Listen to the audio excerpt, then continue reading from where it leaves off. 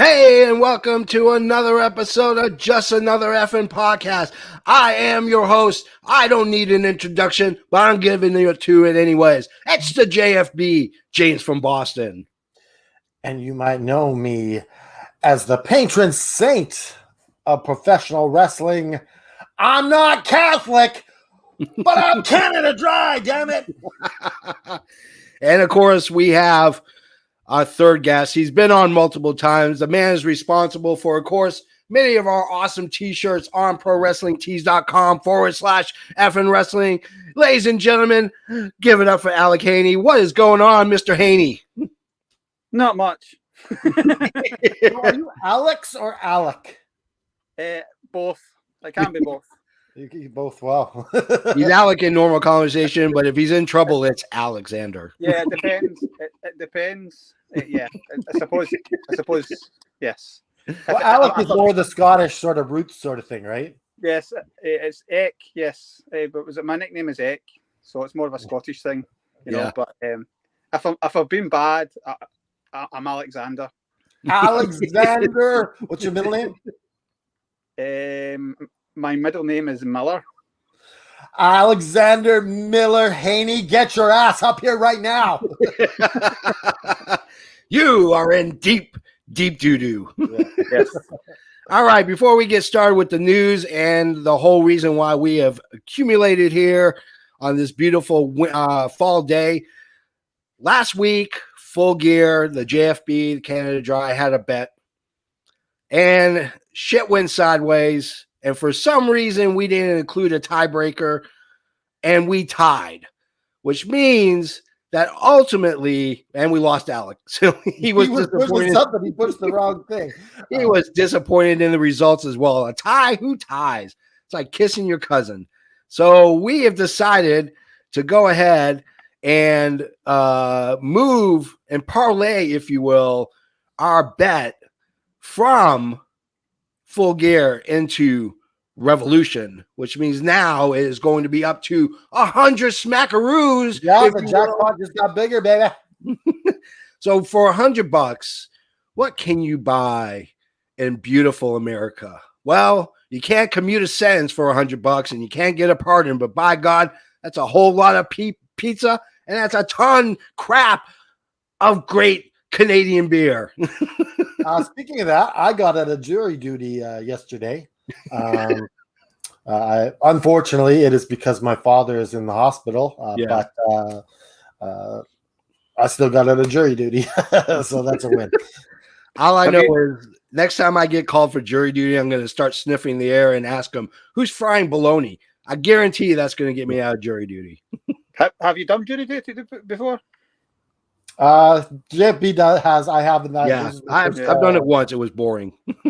Yeah. It was an insurance case for fire or something, and it's nothing like the TV shows. There's nobody yelling, "You're out of order! I object!" There's none of that crap. Yeah. They talk to each other in a civil manner. I've read the whole gavel thing is just a Hollywood thing. It's just a prop. There's no gavel. There's no people going slamming down. Order. They hit it once slightly and then yeah. So nothing like TV or Hollywood. I was really surprised. That's the reason why I've never written or directed a courtroom drama, because I would make it too realistic and nobody would go see that movie. I think that's called The Judge. Yeah, exactly. All right, so let's get into some news. So I'm going to start off with a little knock-knock joke for Canada Dry. Canada Dry knock-knock. Who's there? Johnny. Johnny who? Johnny Ace, and I'm here to go ahead and wish you good luck in your future endeavors. That is right. The WWE has released yet another batch of roster releases. Here we go. This is the full list. Top dollar, Isaiah Scott. Yeah, Ashante Adonis. So if you really liked Hit Row, they are no more. Hit Row is gone. John Morrison, you figure they get rid of the wife, they got to get rid of the husband too. By God, they did. John Morrison gone. Tegan Knox gone. Drake Maverick gone, Shane Thorne gone, Jackson Riker gone. That is exactly who was released. Gone, baby, gone. Gone. It's turning into like, remember the arcade game NBA Jam, where he's probably there just going boom shakalaka. All I know is He's on fire. if Johnny Ace is getting paid per release, that man is going to be swimming like Scrooge McDuck in a pool full of coins. I picture a moment when he is about to release somebody as a list, and he's like, "Wait, my name's on this list." The whole festival thing. Have you seen the Family Guy episode where Peter does this Scrooge McDuck thing? No, yes, I have. Yeah. He lied. He's just swimming around in a pool full of gold coins, baby. I don't know if you've read, but there's stuff floating about the internet just now that there's going to be another batch of releases today or tomorrow. Yep. Yeah, I read that. So yeah.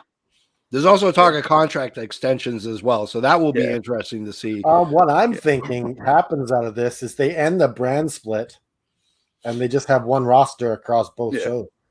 I mean, that could work. Yeah. Rumor has it the first two H's and Triple H are being released. It's just going to be called the H now. Oh, yeah. I heard that joke. I made it in the chat. Sorry, I had to make it here. Yeah.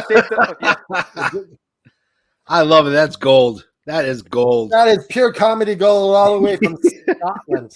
Yes. So our next bit of news, Johnny Gargano, Mr. Wrestling, his contract is actually up December 3rd. What do we think is going to happen to Mr. Gargano? Does he stay? He's going to be released before his contract is over. Got to save that 50 cents a day on his contract. Oh, geez. I'm getting too old for this shit. I wonder how much money they're getting out of that. You know, that would be interesting. I would love to see someone, one of the wrestlers leak their contracts. And also, if they were to say release Kevin Owens today, for example, would they still need to do the full 90 days? Yeah, because his contract would expire then. Yeah. And I think what they should do actually is they should call Gargano up, make him the 90-day contract, so they can throw him over. Yeah. It'll be interesting to see. I'd say they're going to offer Johnny Gargano a decent sized contract, but I have a feeling, honestly, that next batch of releases, for some reason, I think Ciampa drops the belt to Braun Breaker, and he's released not very long after that. Did you see Tony Khan's comments on contract security in WWE? I have not. He just needs to be quiet because he's just making a fool of himself. No, he was talking about how WWE contracts aren't real contracts because they're not honored at all. Like, you could sign a 5-year contract and be released the next week. So what's the point of signing it other than WWE holding your rights? I guarantee you that there's a clause in there that gives them a guaranteed percentage of their contract if they're released. I know contracts that I've signed before always has a stipulation in there. If I'm let go from a film or a show or whatever, that I'm owed a certain percentage of what's remaining left if they let me go. So the whole thing with what they say independent contracts is, and I think wrestling fans, what was it?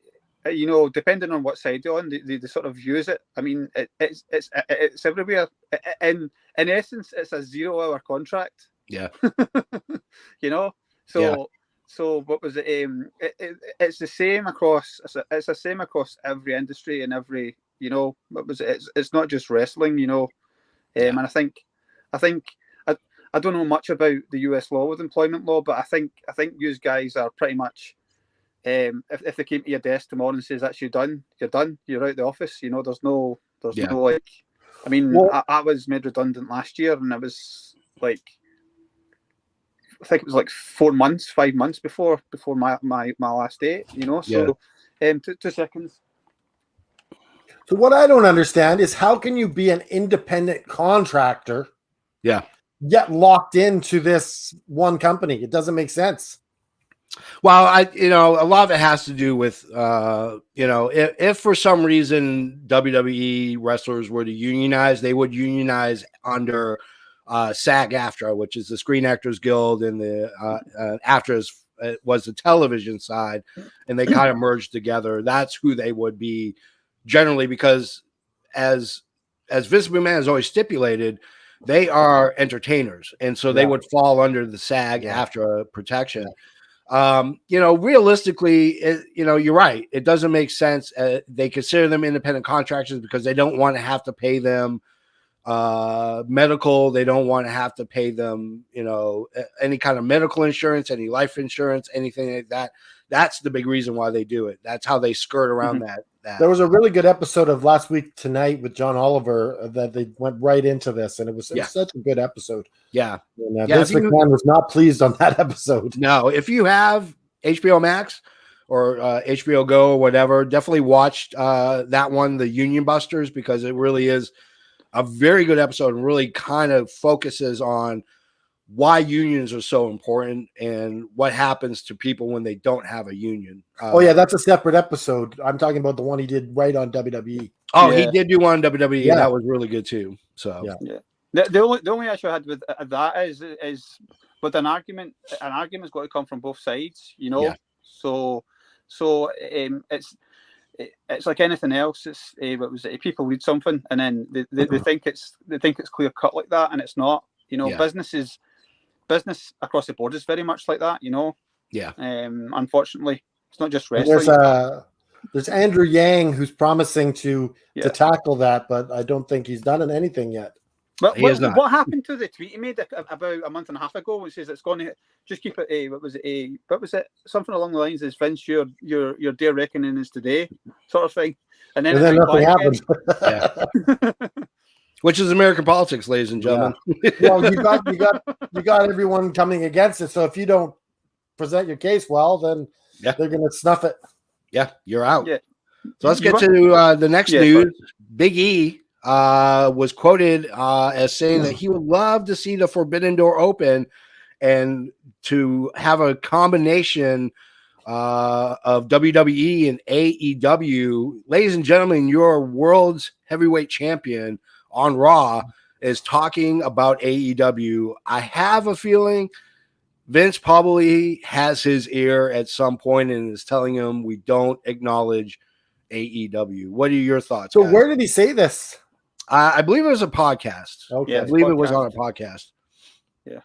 So I find it interesting because there are other wrestlers who talked about AEW and the competition between the two companies and how competition is healthy. Becky Lynch has said it several times, so I find it very interesting that Big E, who is the face of Raw at this point for the men's division, talks about the Forbidden Door and talks about how he would love to work with AEW. I mean, it will never happen, but I'm wondering if Vince is gonna chew his ass out. I think it's all just orchestrated mind games, pretty much to what these sort of things. I don't think. I think Big E knew exactly what he was saying, and it was in the office probably knew exactly he was going to say it. Yeah. Particularly with what was it, social media. The one thing for me that wrestling fans don't have a grasp on is the focus on television. They don't realize how massive WWE and ironically what was it, AEW and Impact have socially. Not so much now. I think I said it before on another podcast. Impact was enormous in the UK, absolutely huge. They used to come over here and do 3-week tours. Yeah, yeah.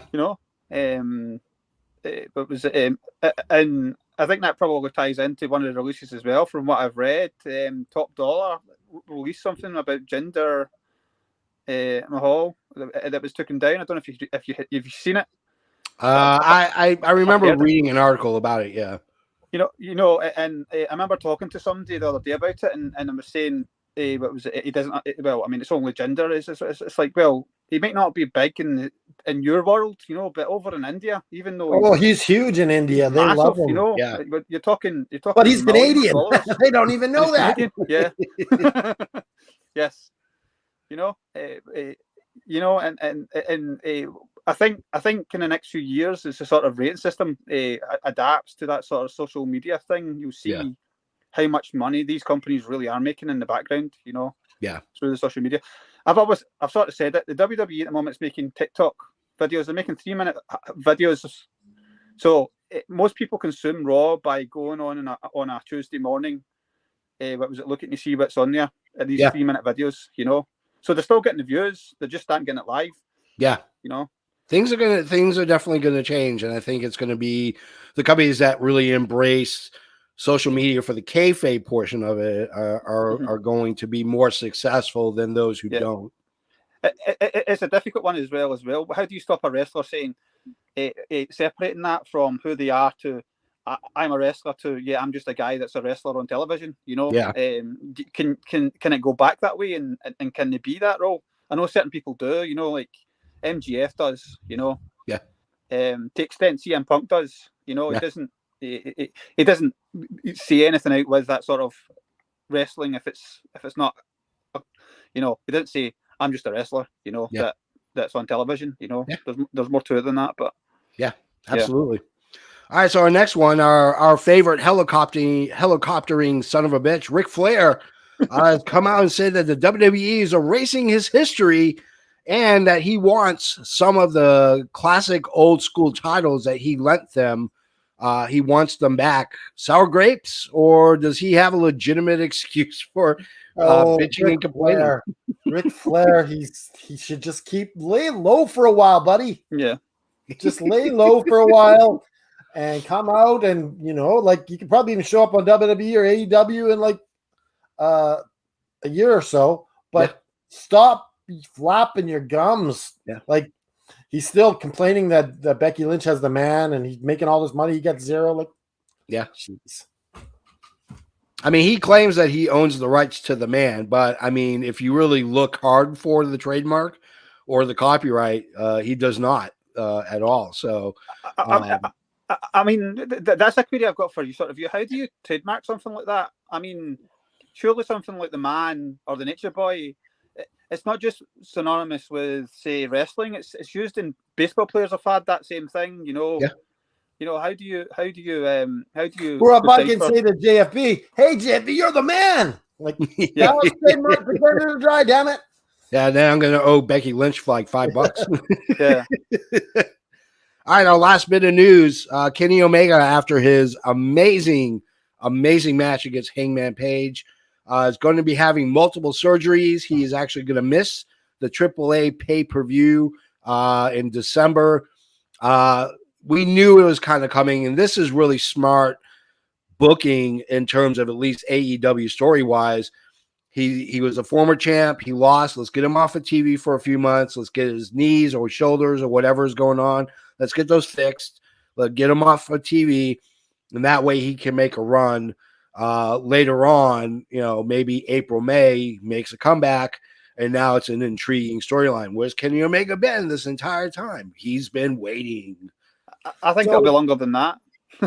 Yeah. So do they have a tournament for AAA? What do they do? Do they just have 2 number 1 contenders? What do they do? What do you guys think? I think they're gonna keep the belt on him. From what I read, it doesn't sound like they're gonna strip him of the belt. They're gonna keep the belt on him. You need that championship defended at Triple Mania, don't you? Well, Triple Mania is not till later next year. So. Okay, that's it's a different pay-per-view. This pay-per-view is December. I can't remember. It's in Spanish, but okay. So if it was Triple Mania, they'd have to strip him. Yeah, if it was Triple Mania, they would strip the title and have 2 number 1 contenders fight for it. So, all right, so let's get to the gist, if you will, the reason why we have all gathered here together, and that is talking about the Hall of Fame and what makes a great Hall of Fame. And really, you have several wrestling organizations. The NWA has their own Hall of Fame. Impact has their own Hall of Fame. But the big one, of course, is the WWE, because the WWE is the largest wrestling promotion entertainment company in the world, millions and millions and millions of fans.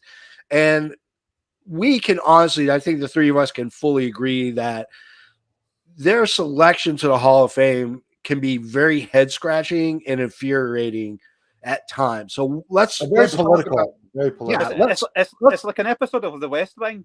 yeah. So let's talk really quick. I mean, what's wrong with the WWE Hall of Fame? What is the one glaring or multiple glaring issues that we have with WWE?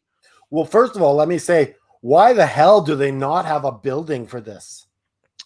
I mean, they have talked about a building for years. You could charge a mission, have all these beautiful things and these different things. Like, you could totally make money off that. Even like putting it in the bottom of Stamford, Connecticut's building. Like, yeah. I think, I mean, I've read various things. I mean, what was it? From what I read about that is before COVID hit, WWE had been planning some big, massive expansions, and the Hall of Fame was something that was sort of signed off. Yeah. And they're just getting that started back up and running again. You know, I don't know if that's true. I mean, it's been rumored for years, but they certainly have been making plays for it. You know, with what they were doing and what they did with the sort of hidden treasure thing as well. That they're sort of going that way. You know, whether or not it'll be somewhere like Florida, I don't know, or New York. I mean, I've heard everything from Tampa and Orlando, New York City, Stamford, Connecticut, Los Angeles. I mean, they have talked. Well, yeah. What if Disney buys it and they just make it part of Disney World or Disneyland? Well, the obvious thing is it is one of the big theme parks in Florida. You know, it was Disney's had the NBA thing for a long time. I think they closed that down, and then opened a big, massive one. And then Universal have got ties with places as well. You know, so it's entirely possible. You know, I mean, with Disney, you've got you could do the whole big thing. The fact that they've got history there, old WCW has with Hogan. You know, the big parade with Hogan. Yeah, at the old MGM studio and things like that. You know, so there is that link. I think the problem is you look at other major sports, hockey, football, even soccer, baseball, basketball. They all have a physical building dedicated to their Hall of Fame. And the WWE doesn't have one. And that's a big, huge issue, because where do fans have to go if they want to see the Hall of Fame? I mean, I remember as a kid, my dad took us to Cooperstown for the Baseball Hall of Fame. Mm-hmm. And it was amazing to walk through and see the history of the game of 100+ years sitting right there in a building. So does MLB own Cooperstown? They might as well own the whole city, but I mean, it's a relatively decent sized building inside Cooperstown, New York. But it's, it was an odd place. I mean, I've been to the Hockey Hall of Fame. I've been to the Basketball Hall of Fame. So it's the football. So it's not the NBA Hall of Fame. It's not the NHL Hall of Fame. Yeah, and it's not the MLB Hall of Fame. It's the Sports Hall of Fame. Like for right, yeah, because you have Major League. I mean, and it's weird because Major League Baseball who votes in for baseball. NBA is, well, the NBA doesn't necessarily. I mean, the NBA, but the WNBA. Same with hockey. It's not just the NHL that elects people into the Hall of Fame, even though they're the governing body for that professional sport. So the problem with WWE is you don't have a place that the fans can gather for one night a week or one night a year to celebrate that person's accomplishments. That's always been one big glaring issue for me. What's another issue with the WWE? Is it's probably that it's who honors their WWE's legacy and who toes the line.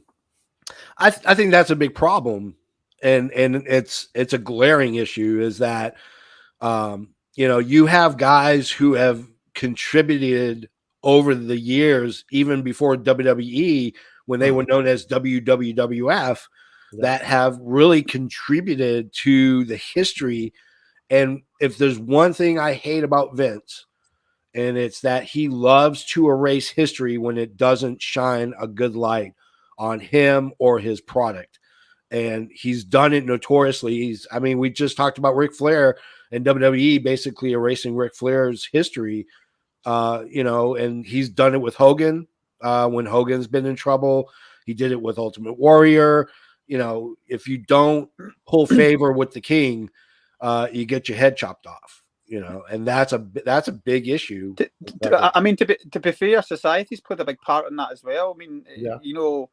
What would have happened? What would have happened if you've just mentioned some big names there? What happened if hypothetically WWE had a Hall of Fame? Yeah.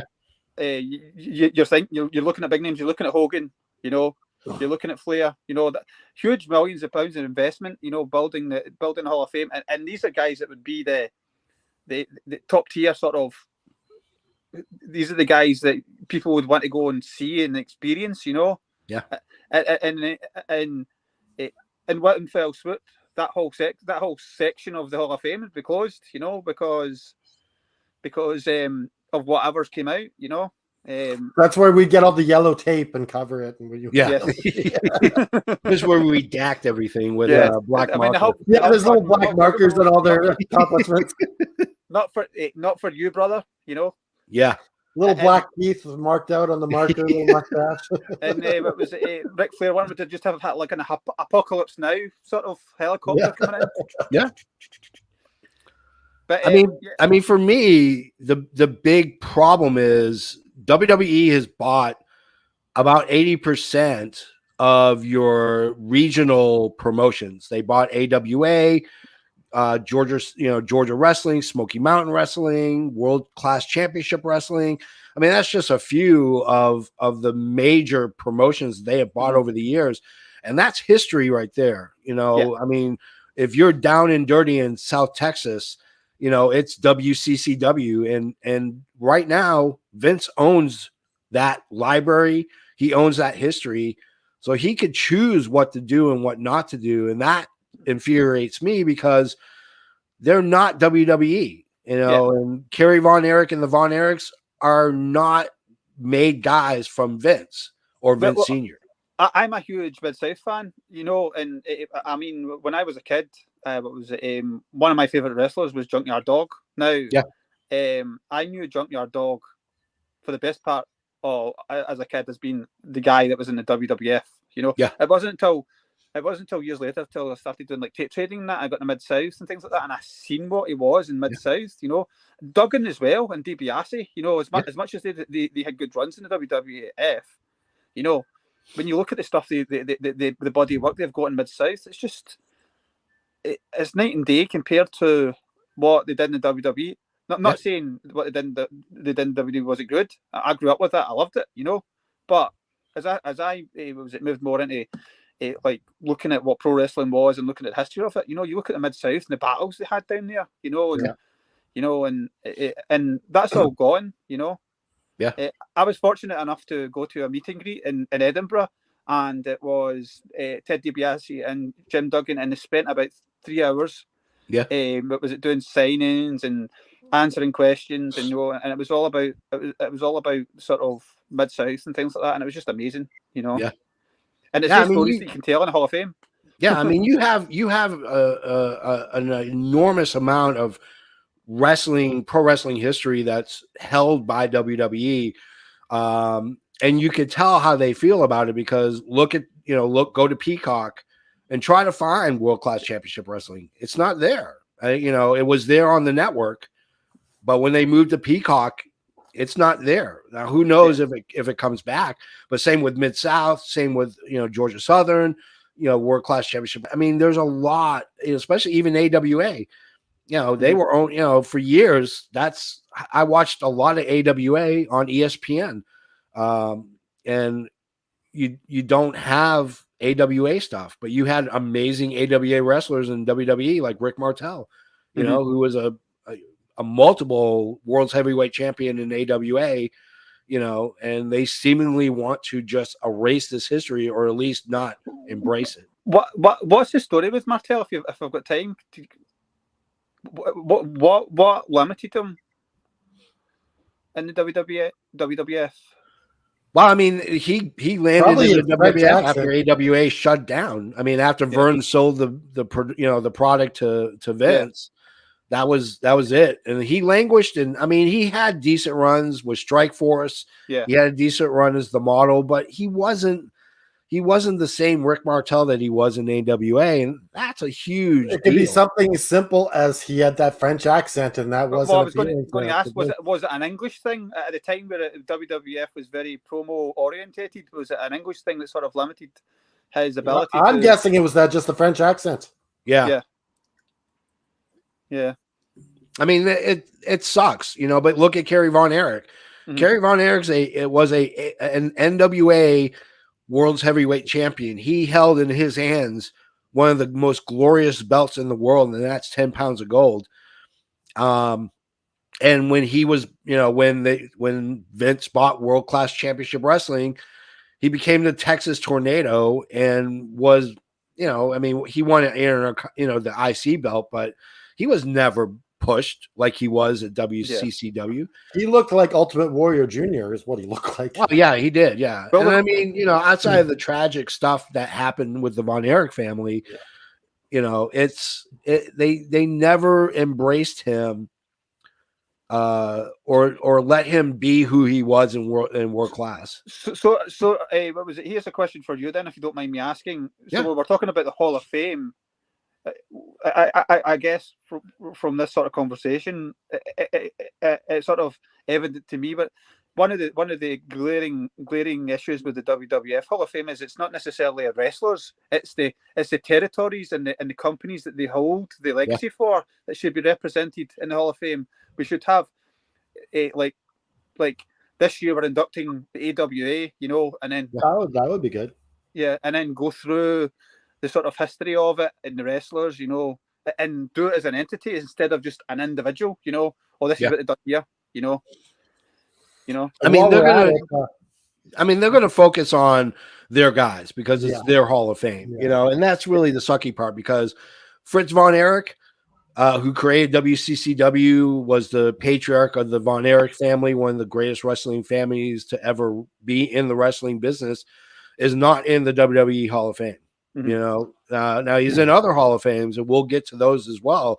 Yeah. But Fritz Von Erich, Mad Dog Vachon. I mean, there's a numerous amount of guys that are not in the WWE Hall of Fame that had big impacts in the territory years, in the territory days. Speaking of Impact Hall of Fame is it's kind of silly if you ask me. I would like to see perhaps Tony Khan create a wrestling Hall of Fame, like not necessarily honoring AEW guys, just wrestlers. Well, I mean, here's the thing with Impact, you're talking 20 years. I mean, they've been around for 20 plus years.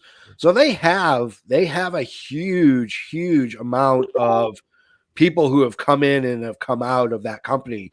I mean, without Impact, who knows if we would have had AJ Styles, Samoa Joe, the list goes on.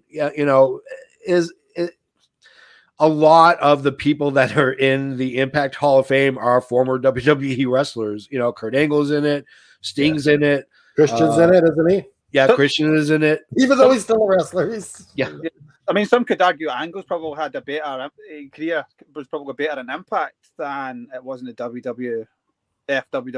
Now, I would debate that, but I know a lot of people do believe his body of work in Impact was better. Yeah. I mean, I'll agree with that. Why I bring up the Impact issue is because I would like to see the end of brand name Hall of Fame. Gone. I would like to see just a regular wrestling Hall of Fame, like the Cauliflower Alley, but big. Yeah. Well, Cauliflower Alley. Let's talk about Cauliflower Alley. I don't want to spend a lot of time on Cauliflower, but there's an organization called the Cauliflower Alley Club. It's a fraternal order of boxers and professional wrestlers, where they take membership dues. If a wrestler needs money, healthcare, falling on hard times, Cauliflower Club is there to help them. Now, is it anywhere near what WWE has offered to some of their former wrestlers, like Six or X-Pac? No. We're talking millions of dollars of difference. But they're there for the families. You know, for example, they gave Daphne's mother or Daphne's family money towards the funeral. And that's essentially what they're there for. They're not really technically a Hall of Fame, although they do have what they call their induction awards. And, you know, we're talking since 1967, they've been around. Yeah. And they've inducted some great wrestlers who don't receive the recognition from WWE, you know. And, I mean, I agree with you, Canada Dry. I think the problem you run into is when you have one company that's so encompassing and everybody else is like a little moon that just kind of orbits around them, it's hard not to have a name brand Hall of Fame like the WWE Hall of Fame. Yeah. I mean, if you bring, I mean, the idea of a sort of one Hall of Fame for everything is a great idea, you know, but that's something that needs to be sort of done collectively around all the organizations, you know. Yeah, but I think with Tony Khan and the Forbidden Door, the opportunity now is greater than ever before. True. And he's a huge wrestling fanatic. I mean, yeah, that's why it's a possibility. You know, but here's the question, you know, that I'm going to pose with you guys, and that is this.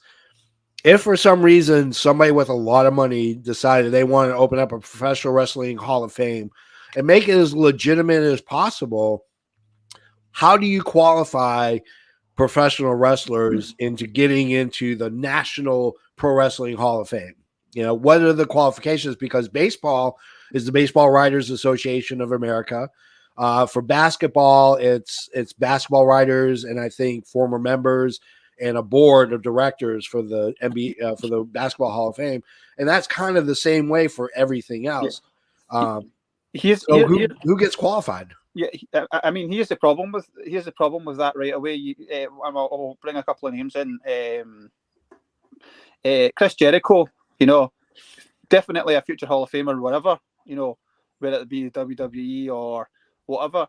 At the moment, the WWE own his career, apart from what he's done in AEW and some of the sort of Japanese and Mexico stuff. But his body of work is in a shelf gathering dust. You know, you know, and you need that to represent somebody. You know, what was it? With regards to the sort of Hall of Fame, you know, I know a lot of people speculate that Brett did a deal with the devil to get back his library. You know, and to the extent he probably did. And I think that's why Brett is not appearing on AEW at the moment, because he doesn't want his legacy shut down the toilet. Yeah. You know, and you talk about legacy and whether you think people are good and people are bad. And I mean, I know what happened to Hogan. Hogan's stuff content was removed. What was it? Flair's stuff probably would have been removed if the network still existed in the US. It's still on the UK one. Yeah. Apparently we're getting Peacock next year, by the way. So we'll see what happens there. What was it? So you've got a whole body of work there that gets sort of taken down. You know, instantly when somebody moves on, you know, that their content sort of vanishes. You know, what was it? And that's the issue with any sort of Hall of Fame. Is you need that body of work, you know, to come across. You know, I mean, hopefully something's been done and it's tied in with it. The Owen Hart tournament's coming up. WWE own his career, you know. You know, apart from some stuff in Japan, which is awesome. I hope they do something with that. I hope they get it and do something with it, you know. But we all know who Owen is, and we all know what that tournament represents. Yeah. But nobody's going to see that body of work that he had. That match he had, the two matches he had with Brett, you know, the steel cage match, you know, they're sort of lost, you know. Yeah. Unfortunately, these are the sort of things that should be shown in a Hall of Fame. It was, It's difficult. If anybody was going to do it, I think to unify it would need to be somebody out with the big companies. Like it would need to be somebody who said, like, I want to do this. Tony, we don't want you involved. We don't want Vince involved. We want to do this. Represent the wrestlers. Yeah. Are you in? You know, but I can't see that happening, unfortunately. Yeah, I mean, it's interesting you bring up Chris Jericho because, you know, when we talk about how you're going to get qualified to be in, you know, in the WWE Hall of Fame, you know, let's say he retires tomorrow and says that's it, I can't wrestle anymore. You know, how long is it going to be before he gets into the WWE Hall of Fame? Some would argue he gets in that next year. I think it's years. I think Vince I is don't really think short. so based on his appearance on the Stone Cold Skull what's it called, Ranch or whatever. Yeah, Stone Cold. Yeah. From what I gathered from what Chris has said about Vince and what others have said about Vince is probably looking like somebody like Chris Jericho and looks at him and says, yeah, I respect you for what you did, you know, because you did it, you know. He probably doesn't, and I probably offend some people. He probably doesn't respect guys like Mark Henry and Big Show for what they did, you know. Yeah. Because you had the George for Life, you know. What was it? And you seen it when anybody comes on. I think Jim Cornette, what was it alluded to it when he did the Hall of Fame for the Rock and Roll Express? Was it Rock and Roll or was it Midnight? I can't remember. And that was Rock I think it was Midnight Express. Midnight, and he says, Vince came up to him and says, "Welcome home." What was it? And he's like, he made a joke about it, you know. It's like, what was it? Your home's always here, you know, and I think Vince believes that, you know, and I think he what was it? He respects that. So I don't think the relationship with him and what was it, Chris Jericho, was broken in any way. I think he probably respects him for what he did. I think Roddy Piper alluded to an interview a few years back about when he was going to WCW. He phoned up Vince, and he tells a story about how Vince said he's going to WCW. I need to do it for my family. And then and Vince says, well, what was it? What can I do? And I says, you can't. You say, I can't remember the exact words, but it says you can't beat it. And then Vince just says, tell me you still love me. And then Roddy laughed and says, well, I love you, Vince. And you know, and that was Roddy's story about it, you know. And I think Vince probably does respect the guys, you know. What was it? So I can't see Chris Jericho having any issue going back to the WWE. I don't think so either. Yeah. I don't know. I know internally, I know it's been talked about when Jericho left to go to New Japan, that Vince wasn't extremely happy with him jumping ship to New Japan. And I'm sure AEW probably smarted as well, because while he's not an executive vice president, he has stroke and some say in what goes on with, you know, AEW. That was the whole point of bringing Jericho in, was to give them a perspective that, you know, a kind of a driving force. This is what we need to avoid. This is what we need to do. But yeah, I mean, you know, so how does Vince make the WWE better, or the Hall of Fame better for WWE? I just wanted to say on the Jericho thing, I don't think he cares. He said, I don't care about going into the Hall of Fame. It's not a real thing. Yeah. But that's a lie to me. But he could be lying. But of course he cares. Chris is a very passionate person about his career. Have you ever been to what was it, a Q&A and that with him?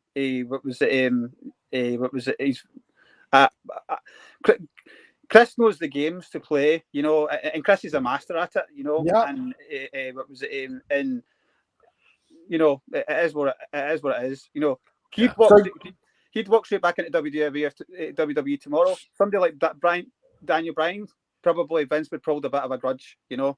Yeah. So get back to your question, JFB. Yes. Before we. Yes. Yeah. So how does Vince and the WWE make their Hall of Fame better? If for some reason we don't get a big name guy to come in and open up a national wrestling, you know, how do you make the WWE Hall of Fame better? I think the time's passed on it. Yeah. I don't think it can, because who's going to be a marquee? You can't have Hogan and you can't have Flair. Yeah. You know, what was it? You really need to get somebody like The Rock into that Hall of Fame really quickly and build build the Hall of Fame. And that's exactly why they would jump on Jericho. They would jump on guys like CM Punk, and they would jump on Bryan just because it's marquee names. Yeah. You know, Cena's probably the last one. I mean, Andre's obviously going to be the guy, you know, that Vince would, because you know, you see people talking about Andre, they burst into tears anytime they're talking about him, you know, because they just love the guy, you know. Yeah. But you know, but I think it's past. I can't see how the WWE can make a success of a Hall of Fame. Yeah. A physical The Hall only of Fame. way is if they changed the name to the Wrestling Hall of Fame and started treating it seriously. Yeah. To all of wrestling, and made a board of governors and dealt with it that way.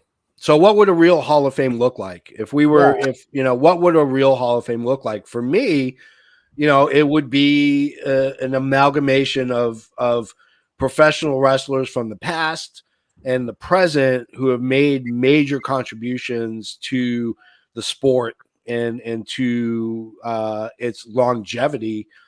To me, that's, you know, and you know, I hate to bring writers into it, but, you know, for every Bill Apter, who's a great writer for Pro Wrestling Illustrated, you have Dave Meltzer, who is very polarizing. You know, for every Jim Cornette, you know, you have someone else. I mean, you have, you know, who is the person that elects these people? Is it done by the fans? Is it a combination of the fans? I think it's a combination of people like Meltzer and Cornettes and Jerichos and just very smart wrestling people. Yeah. I mean, you know, to me, honestly, it comes down to just making sure that the historians of professional wrestling, guys who are major historians and understand the history of professional wrestling, that it existed outside of WWE, and getting them together and maybe making a board of directors and vote, you know, get 12 guys who are unbiased and let them vote as to who gets it in. But here's the kicker.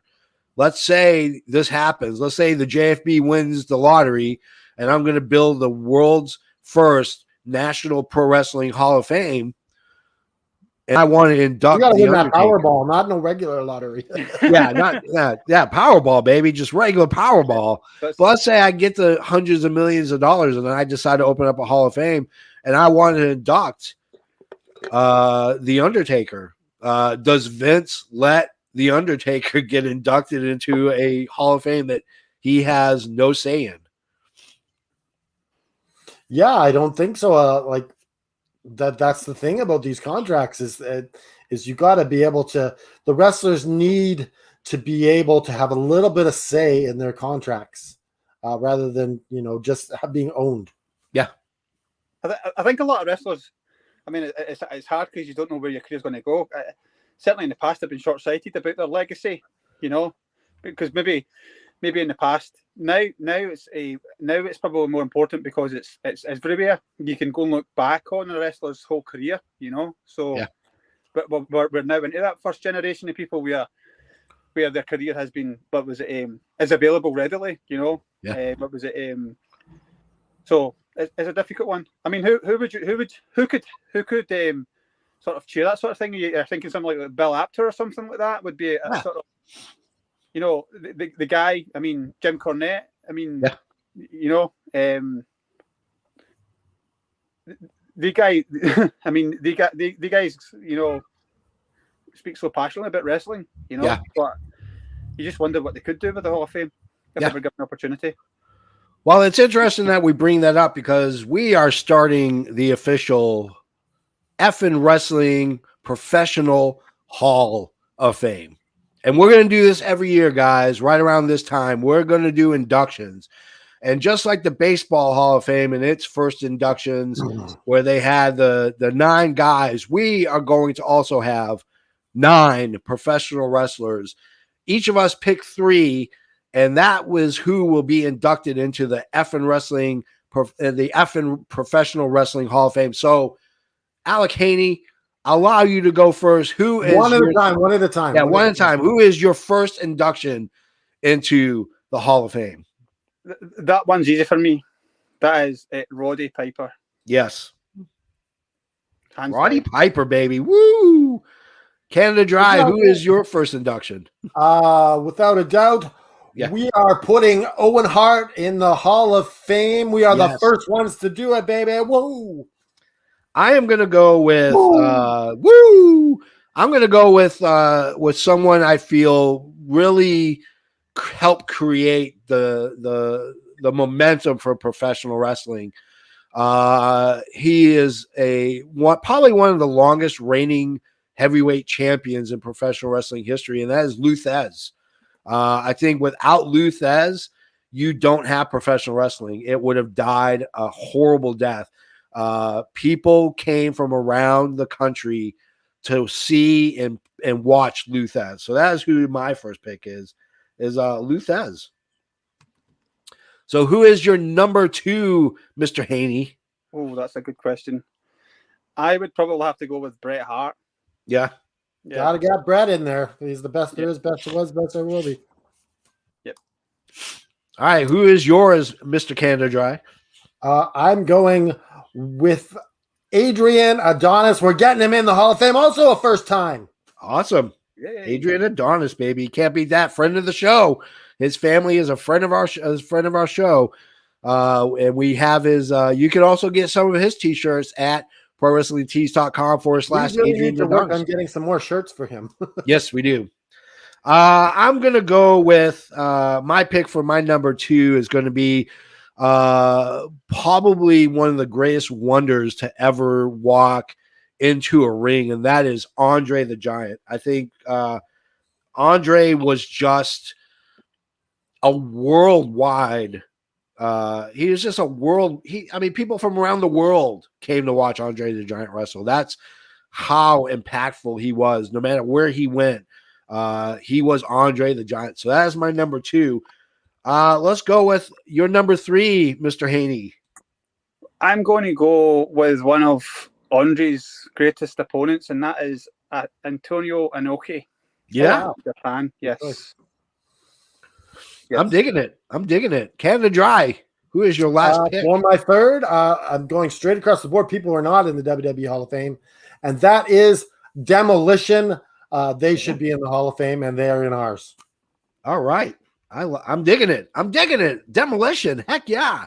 Inaugural into the effing Pro Wrestling Hall of Fame. My number 3, it's a tough one because there are so many people that have come before, that have come after, and I want to get a woman involved with this because I feel that we look at professional wrestling right now, at least in terms of the women, and we're excited, but this is new. This wasn't around even 15 years ago. Yeah. You weren't seeing this, and so.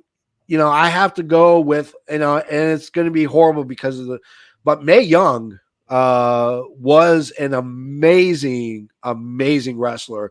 Mm-hmm. And she helped pave the way for Trish Stratus and Lita and leading it up to Charlotte Flair and Britt Baker and everybody else. So that's who I'm going with. I'm going with Mae Young. I was thinking they also shouldn't have tiers of wrestlers going to Hall of Fame, like a headliner and then just the regular mid-card guys. Why are we having this guy, Coco Beware, entering at the same level as, The Rock? Yeah. I want to pick people who contributed to wrestling. Yeah. And I think for our, for the effing Pro Wrestling Hall of Fame, that's the way it should be. It's people that were passionate about the sport and passionate about making sure that they pave the way for everybody else, So that is our, wow. That's an awesome Hall of Fame. I'd go to that induction. I'd wear a tuxedo T-shirt because I like to be fancy but comfortable at the same time. Yeah, the T-shirt. So with that, we're done. We have come up with. We've talked about the Hall of Fame. We talked about WWE. We talked about our own, which we will do every year in November. We'll induct 9 new members into the Hall of Fame. And so, as always, you can go to our website, fnwrestling.com. You can go to prowrestlingtees.com because Christmas is literally right around the corner. And what better way? We have tonight, we have Wrestling with the Paranormal. Yes, we have Wrestling with the Paranormal time. What are we doing on Wrestling with the Paranormal? We are talking about, you've heard of Skinwalker Ranch? Yes. So we have another ranch that is in Arizona that weird shit is also going on there. So this is about another ranch called I think it's the Silver Dollar Ranch. That's Silver Dollar Ranch. Okay. So tune in tonight for Wrestling with the Paranormal. You can find both these tees, baby, at prowrestlingtees.com/effing wrestling because Black Friday is coming up. There's a big sale. And as well as Christmas, what a great way to tell someone you love them than putting them in an effing Batman or a Wrestling with the Paranormal t-shirt in the color purple because the black's nice, but the purple is too sweet. Royal purple. It's royal. It's kingly. It's queenly. What better way to tell your significant other that you love them than to wrap them up in a tee from prowrestlingtees.com. And on that note, Canada Dry. I know we banter back and forth, but have you heard from Hulk Hogan with all this rigmarole and stuff? Have you contacted Hulk Hogan? Yeah, I was trying to get him in the effing Hall of Fame. I just wanted to, I told him we want to put you in our effing Hall of Fame. We want to honor you. But he didn't respond. So for that, Hulk Hogan, you're a lousy, good for nothing piece of crap. So that's effing wrestling 777. Yeah. Hulk Hogan 0. Canada Dry out.